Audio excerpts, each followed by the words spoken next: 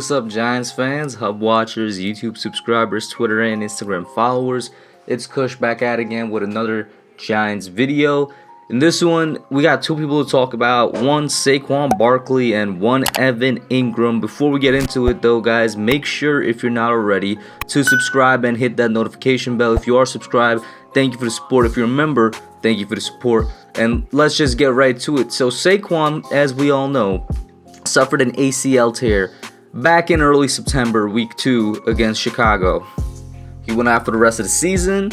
It's an injury that usually takes a year to recover, and for a lot of people, they're not even back to their true form until 2 years after the injury. Of course, we all know there's a couple guys that really kind of break that mold. The most notable one being Adrian Peterson, who came back and had that MVP season, 2,000 rushing yards, and well, AP is one of the greatest running backs to ever play the game, an absolute legend. A lesser known one for some reason, and I'm not saying he's compared to AP, but he had a pretty good comeback from an ACL tear as well, was Dalvin Cook in, I think it was 2017 or was it 2018, whenever he came back from his ACL tear, and he's one of the better running backs in the league right now as well. And my general thoughts on it has always been that Saquon is going to take literally the entire offseason to recover, and he's going to be fine come September. But last month and then also today, ESPN, Jordan Renan, a couple of times have said that the Giants are taking it slow with him, and maybe, you know, his return to full form might not be at the beginning of the season like I was expecting personally. Others were not. But it's just going to take a little longer to see Saquon Barkley get back to form and get back to running like he was than September. Maybe, I don't know, week 2, 3, 4. I want to say we're going to see him taking back full snaps in the offense again as well.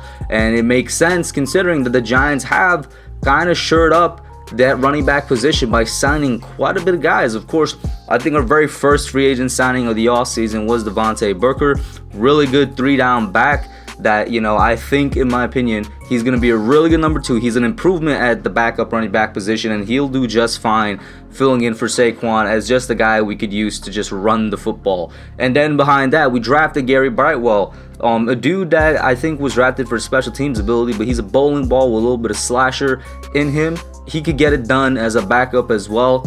They signed the veteran Corey Clement, who was that Super Bowl star for the Philadelphia Eagles. I don't necessarily think Clement could make the roster, but maybe he would be on the practice squad. I could be wrong about that, but he brings that speedy and agility to the team. And then Raquel Armstead off of waivers from the Jacksonville Jaguars. They've really stacked up their running back group just in case either A, Saquon takes a little bit longer to recover than we're expecting, or B, God forbid, worst comes to worst, he faces another injury during the season.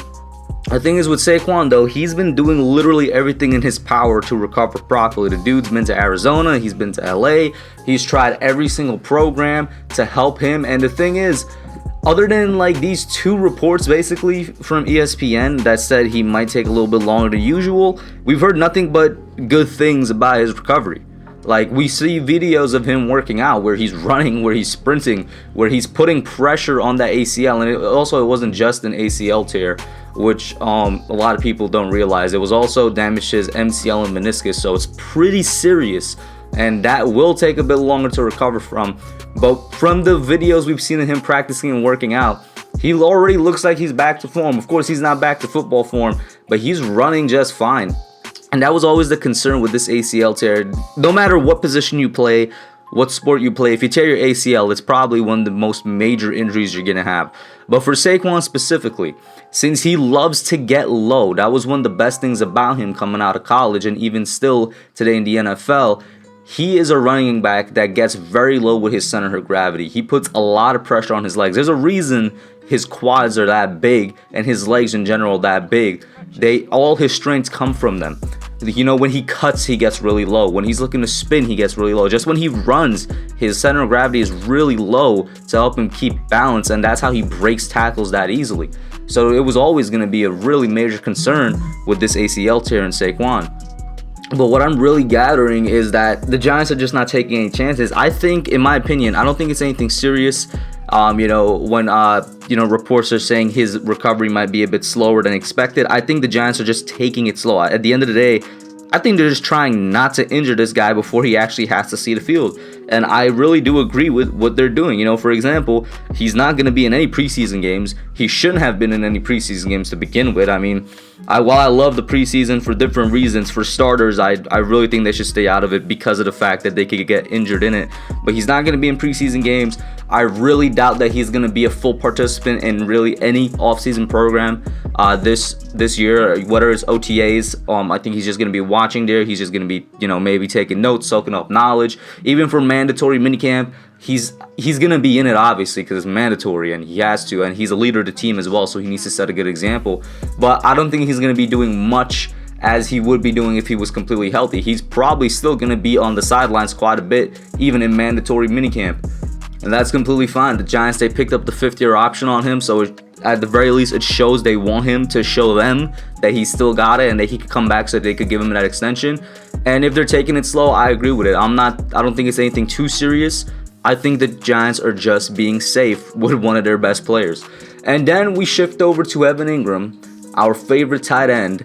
And Evan Engram, the meme that he is now in the Giants community, is going to be attending George Kittle's and Travis Kelce's tight end university. For those of you that don't know, the best tight ends in the league, in Kittle, Kelce, and then a retired Greg Olsen, they launched a tight end university this offseason specifically to help out the NFL's tight ends and to help train them, or, you know, basically help them become the best tight ends available. That's literally the whole point of it. It's just going to be a training camp specifically for tight ends, ran by 2 of the best tight ends in history, and then Greg Olsen, you know, one of the really good tight ends in history. And from the moment this got announced by Kittle and Kelce, from the moment it got announced, I kid you not, Giants fans on Twitter, including myself, I'm not gonna lie, were tagging Evan Engram and saying, Engram, why are you not going to this tight end camp? For those that don't know, some notable names that are gonna be there. Darren Waller is also gonna be there. So you basically got the top 3 tight ends in the league gonna be there right there. Then you got TJ Hawkinson, Kyle Pitts, the rookie, Mark Andrews, Mike Gesicki, Robert Tonyan, Noah Fant, Zach Ertz, Cole Kmet, Jonnu Smith, Eric Ebron, and David Njoku. That's a really solid group, and it's kind of top heavy as well, that's going to be attending this tight end camp. And now Evan Engram is officially going, along with Caden Smith. I got to put it out there. I can't tell you how happy I am that this man is going, because hopefully they can teach him how to catch. Like, I'm not even joking. Who else better to learn from than to be a tight end than literally the best tight ends in the league, bro?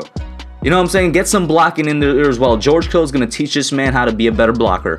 And then Travis Kelce is going to teach him how to actually use his speed and be a great receiving tight end, man. And then you got Darren Waller, who in my opinion, and I love Darren Waller, he's like one of the best tight ends in the league, like I've already said. But Darren Waller, what he is today, is what Evan Engram could have been had Engram not sustained so many injuries, and if he could just hold on to the football. That's what Engram could be, bro. Darren Waller. Like, there's no other close comparison in my opinion. And unlike Engram, Waller actually succeeds. But I'm just happy because this man could actually go and learn something from them. And Caden Smith as well. I know I keep forgetting to mention Caden Smith, but I mean, hey man, listen. Caden Smith's really going to be buried in the tight end roster right now. You got Rudolph back there. You got Engram, you got Toilolo, and then you got Smith. Unfortunately, he's going to be buried, back there. But listen, I'm just hoping he could actually gather something from this, and then when he shows up this season, him learning from some of the best combined with him not getting that much snaps just because of the other weapons we have on the team, hopefully that equals Evan Engram being a good tight end this year. That's all I'm hoping for. But you guys, put your thoughts down below. Let me know what you think, both about the Saquon Barkley slow recovery program and Evan Engram going to tight end university. That's it for now.